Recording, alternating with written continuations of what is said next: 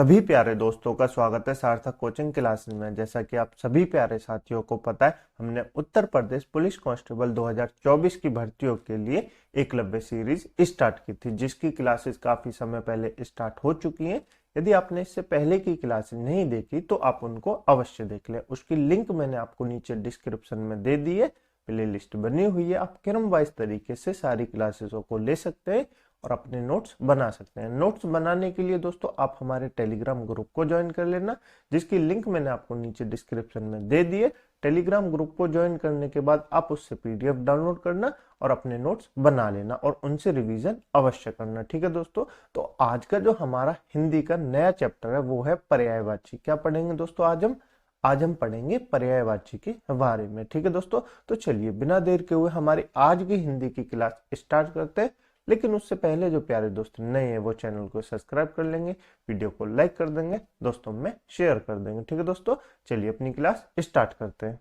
देखिए दोस्तों, हम क्या पढ़ने जा रहे हैं, हम पर्यायवाची शब्द के बारे में पढ़ने जा रहे हैं। तो पहले मैं आपको पर्यायवाची शब्द का मतलब बता देता हूँ। पर्यायवाची मतलब होता क्या है। देखिए, पर्यायवाची मतलब होता है एक जैसे। क्या दोस्तों, पर्यायवाची मतलब होता है एक जैसे, उसी के समान कोई शब्द होता है उसको पर्यायवाची कहते हैं। ठीक है, पर्यायवाची का दूसरा नाम है समानार्थक शब्द। क्या होता है? समानार्थक शब्द। समान मतलब जिसके जैसे, अर्थ मतलब जिसके जैसा अर्थ कोई वाक्य दे उसको समानार्थक शब्द कहते हैं। आपको एग्जाम में समानार्थक शब्द भी लिख के दे देगा, पर्यायवाची शब्द भी लिख के दे देगा, तो आप घबराना नहीं कि हमने तो पर्यायवाची पढ़े, समानार्थक क्या होता है। ठीक है, तो आप याद रखेंगे समानार्थक शब्द को ही पर्यायवाची शब्द कहते हैं और पर्यायवाची शब्द को ही समानार्थक शब्द कहते हैं। ठीक है, दोनों में कोई अंतर नहीं है, बिल्कुल। ठीक है, चले। ये तो दोस्तों देखिए, पहला हमारा जो पर्यायवाची शब्द है वो है अहंकार। क्या है? अहंकार। अहंकार मतलब क्या होता है दोस्तों? अहंकार मतलब होता है अभिमान, घमंड, दंभ, गर्व, मान। क्या होता है?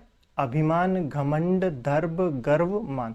देखिए, मैं आपको पहले पढ़ा दूंगा, फिर मैं इंपोर्टेंट बता दूंगा।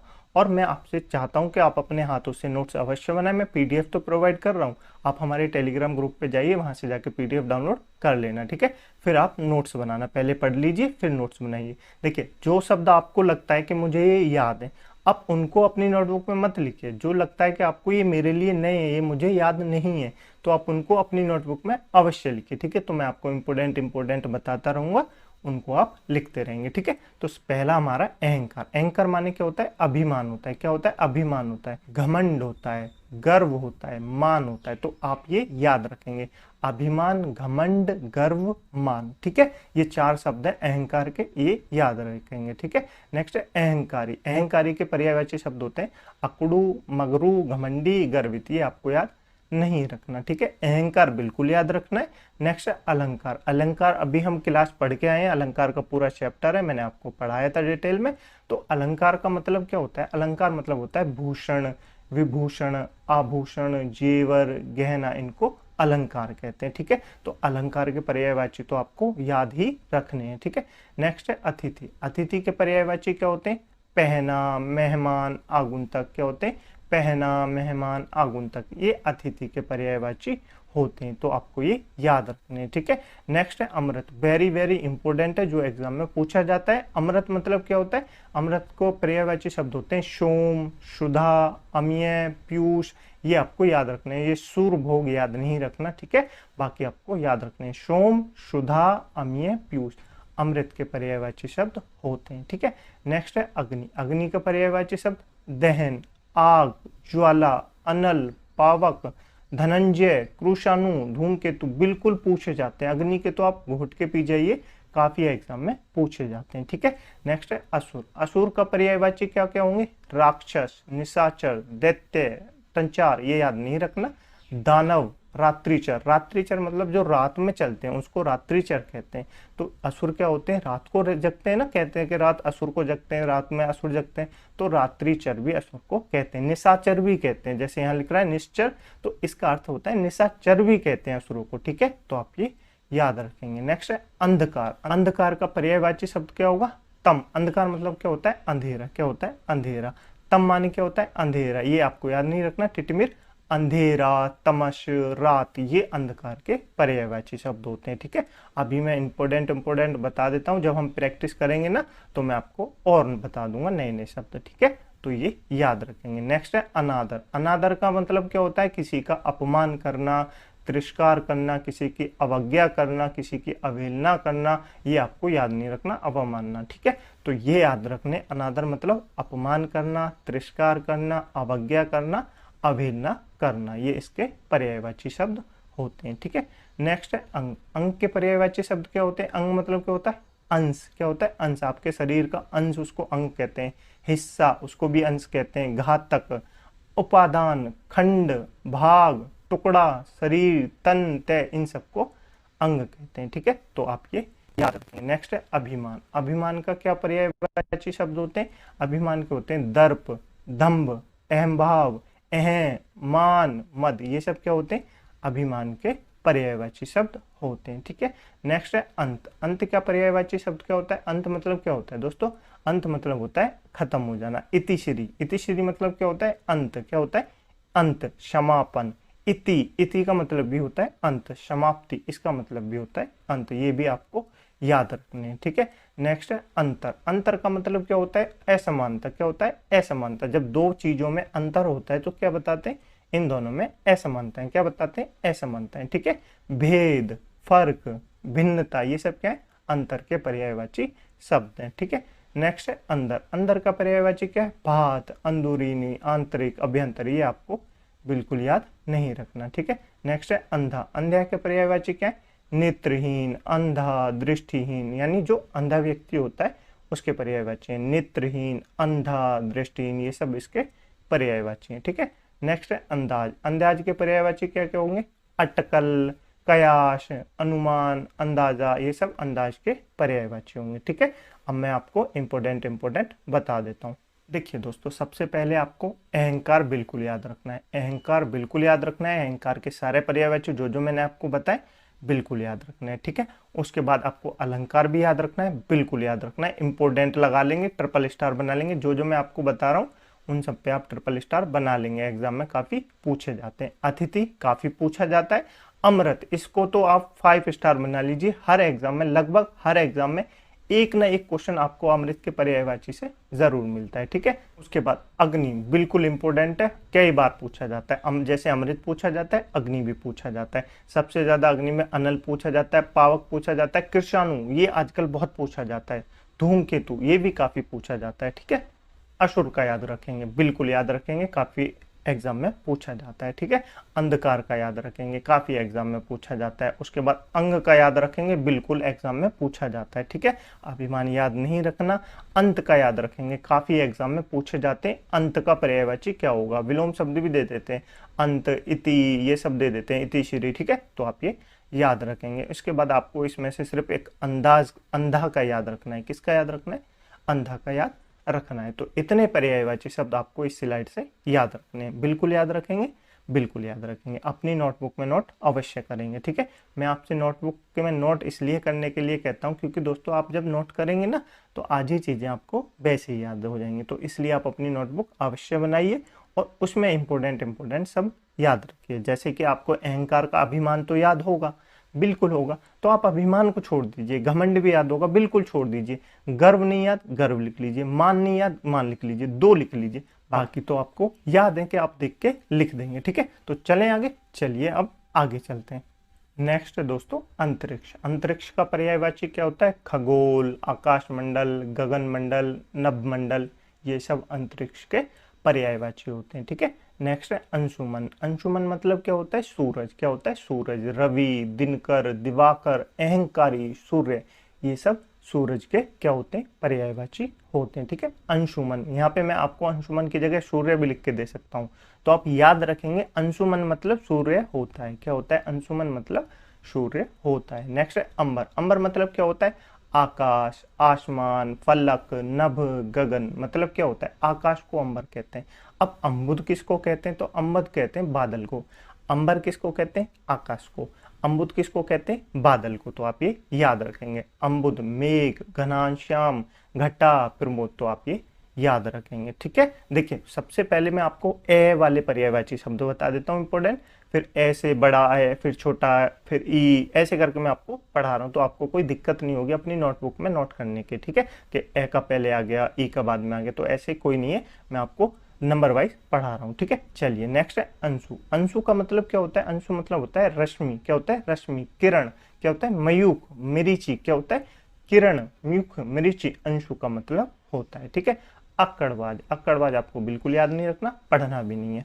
अच्छा, अच्छा का मतलब बछिया, बेहतर, भला, उत्तम, चोखा, ये बिल्कुल याद नहीं रखना, नहीं पूछा जाता है एग्जाम में। ठीक है, अक्कल। अक्कल मतलब क्या होता है? मेधा, प्रज्ञा, विवेक, बुद्धि, ये सब याद रखने हैं आपको बिल्कुल। ठीक है, इंपोर्टेंट बना लेंगे। नेक्स्ट है अड़ंगा। ये सब आपको याद नहीं रखना, पर एक बार पढ़ लेंगे।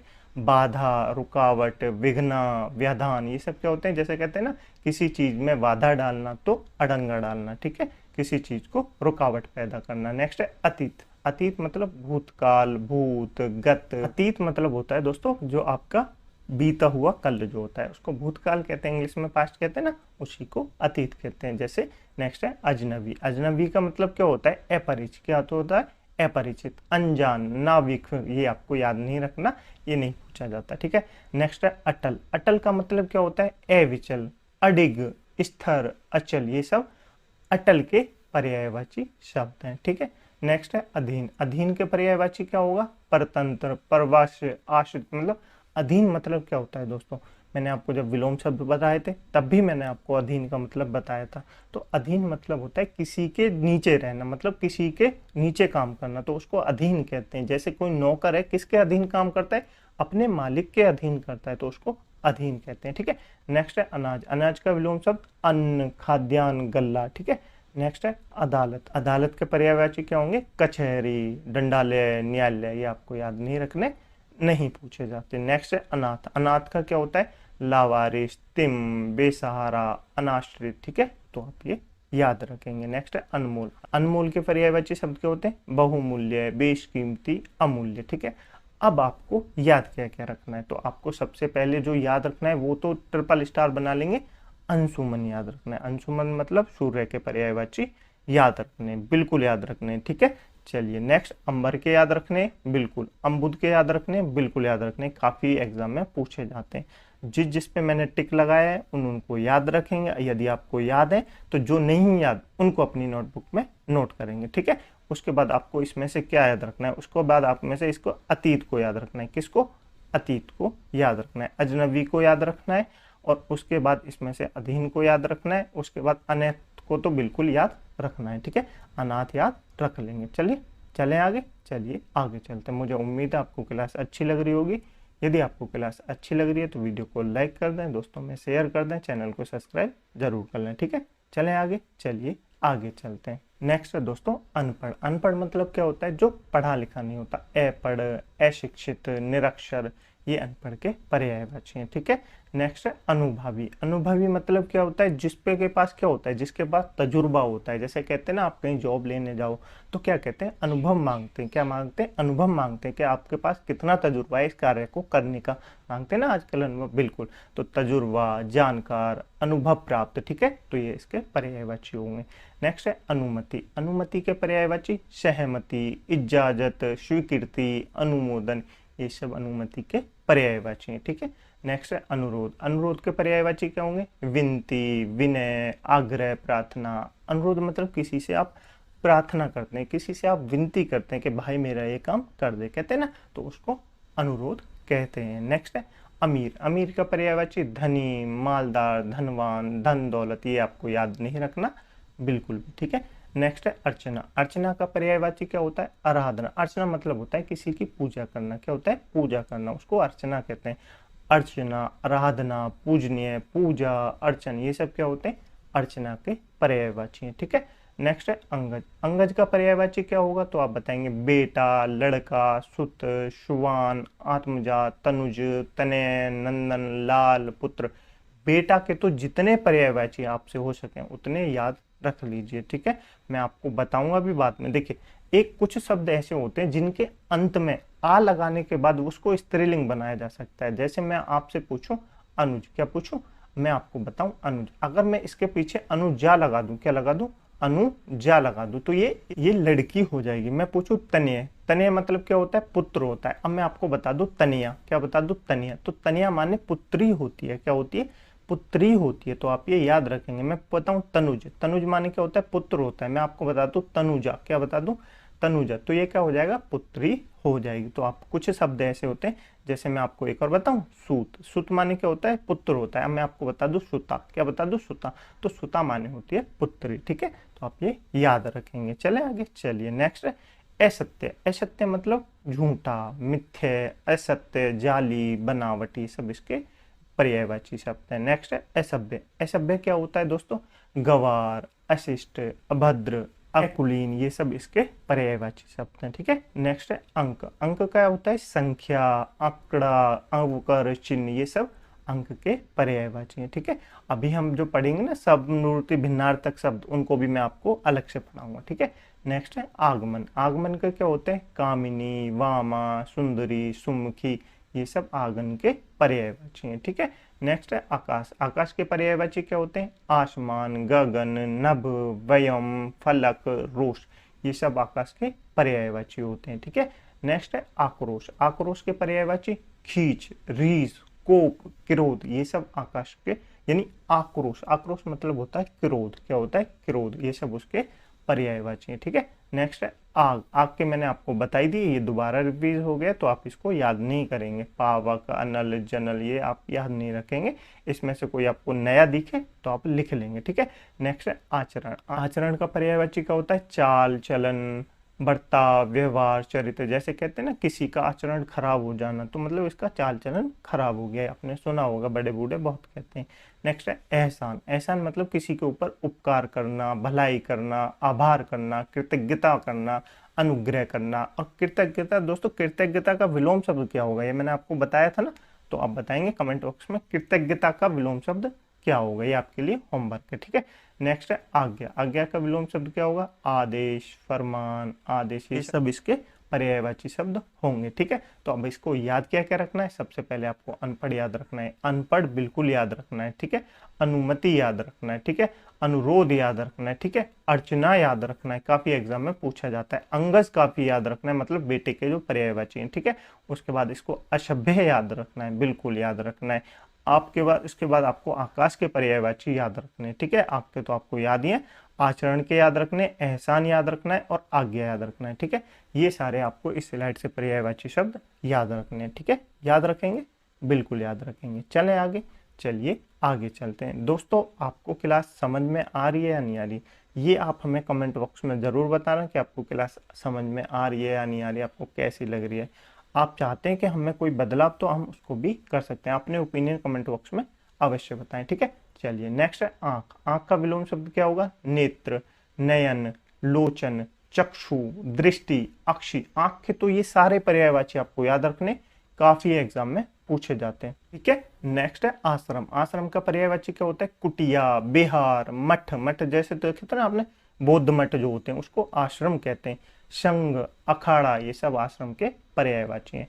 नेक्स्ट है आम। आम का पर्यायवाची बिल्कुल काफी पूछे जाते हैं। आम्र, रसाल, मादक, अमृत फल, सुहाकार, तो ये काफी पूछे जाते हैं आम के पर्यायवाची, तो आप इनको याद रखेंगे, ठीक है। नेक्स्ट है आवंटन। आवंटन का पर्यायवाची क्या होता है, विभाजन, वितरण। आवंटन मतलब होता है किसी का बंटवारा करना, क्या होता है, किसी का बंटवारा करना। तो विभाजन, बांटना, बांट, ये सब आवंटन के पर्यायवाची शब्द हैं। नेक्स्ट है आंगन। आंगन के पर्यायवाची क्या होते हैं, चौक, प्रांगण, अंगना, अजीर, ये आपको याद रखने आंगन के पर्यायवाची हैं। नेक्स्ट है आंधी। आंधी के पर्यायवाची क्या हो जाएंगे, बवंडर, तूफान, अधड़, ये सब आंधी के पर्यायवाची हैं।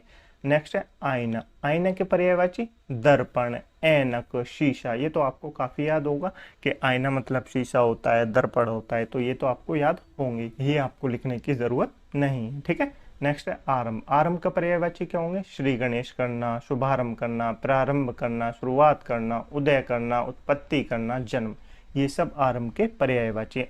अब मैं आपको लिख के दे दूं इति, क्या दे दूं, इति। इति का मतलब क्या होता है, तो आप कहेंगे इति का मतलब होता है अंत, क्या होता है, इति का मतलब होता है अंत। तो इसका विलोम शब्द क्या होगा, श्री गणेश करना, क्या होगा, श्री गणेश करना, ये इसका विलोम शब्द होगा। ठीक है, तो आप ये याद रखेंगे, आपके विलोम शब्द में भी ये काम देंगे। ठीक है, चलिए नेक्स्ट है आगुंतक। आगुंतक मतलब क्या होता है, अतिथि को ही आगुंतक कहते हैं। ये दोबारा रिपीट हो गया तो आप याद नहीं रखेंगे। नेक्स्ट है आकर्षक। आकर्षक का पर्यायवाची शब्द क्या होता है, मोहक, चित्कर्ष, सुंदर, मोहक, प्रलोभक, मनमोहक, लुभावना, ये सब आकर्षक के पर्यायवाची शब्द है। ठीक है, नेक्स्ट है आचार्य। आचार्य का विलोम शब्द क्या होता, शिक्षक। आचार्य पहले किसको कहते थे, उसी को तो कहते थे जो शिक्षा देता था। जैसे चाणक्य, आचार्य चाणक्य, क्या कहते हैं, आचार्य चाणक्य। तो आचार्य क्या थे, टीचर ही तो थे, बिल्कुल। तो आप ये याद रखेंगे, शिक्षक, अध्यापक, प्राध्यापक, गुरु। ठीक है, तो ये याद रखेंगे। नेक्स्ट है आजादी।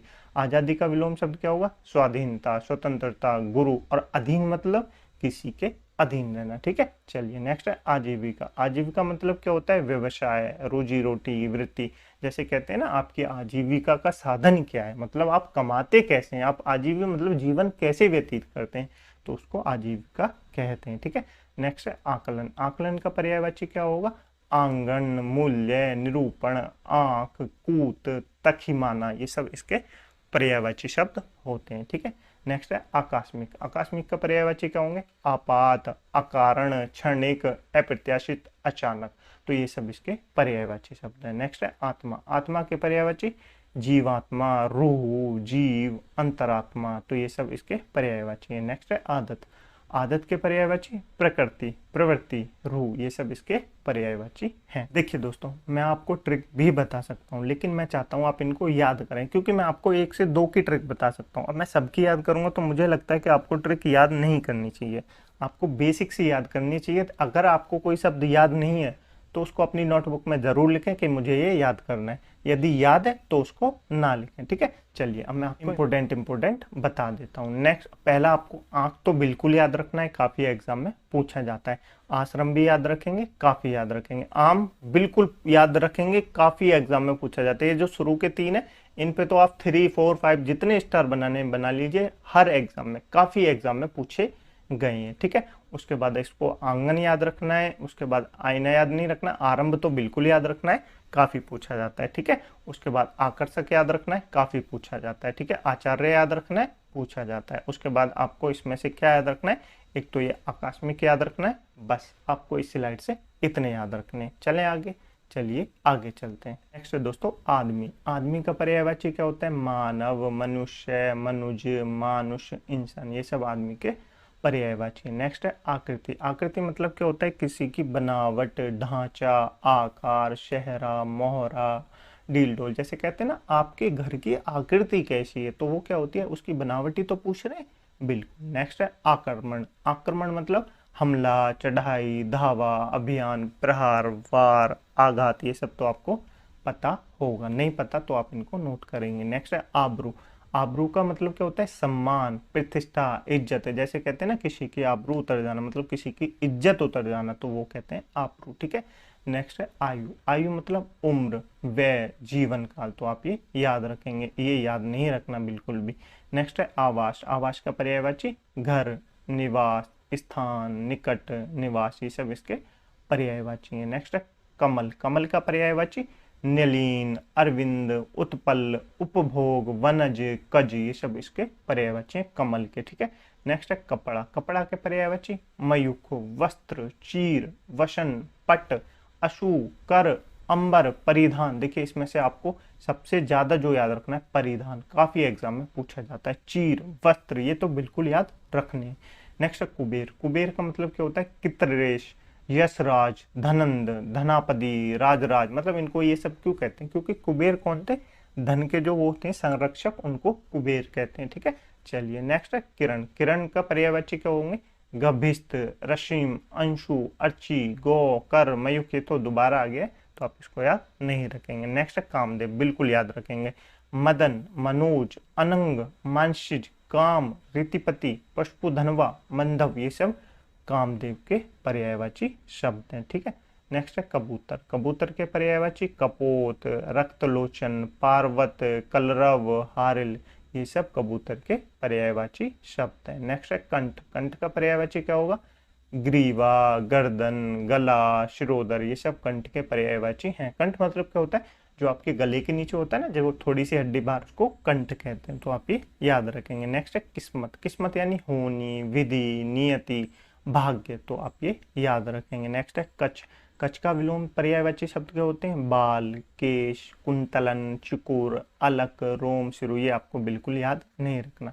नेक्स्ट है किनारा। किनारा के पर्यायवाची तीर, कूल, तकार, तट, ये सब किनारे के पर्यायवाची होते हैं। तो आपको याद क्या क्या रखना है वो मैं आपको बता देता हूँ। आदमी बिल्कुल याद रखना है, आकृति बिल्कुल याद रखना है, आक्रमण बिल्कुल याद रखना है, आबरू बिल्कुल याद रखना है, बाकी बाद उम्र नहीं याद रखना, आवास याद नहीं रखना, कमल बिल्कुल याद रखना है, काफी एग्जाम में पूछा जाता है, कपड़ा काफी एग्जाम में पूछा जाता है, याद रखेंगे। कुबेर बिल्कुल याद रखेंगे, कामदेव बिल्कुल याद रखेंगे, ठीक है। कबूतर बिल्कुल याद रखेंगे, ये सब आपको याद रखना है। कंठ बिल्कुल याद रखेंगे, किस्मत बिल्कुल याद रखेंगे, ये सब आपसे एग्जाम में पूछे जाते हैं। और किनारा ये भी आप याद रखेंगे, ठीक है।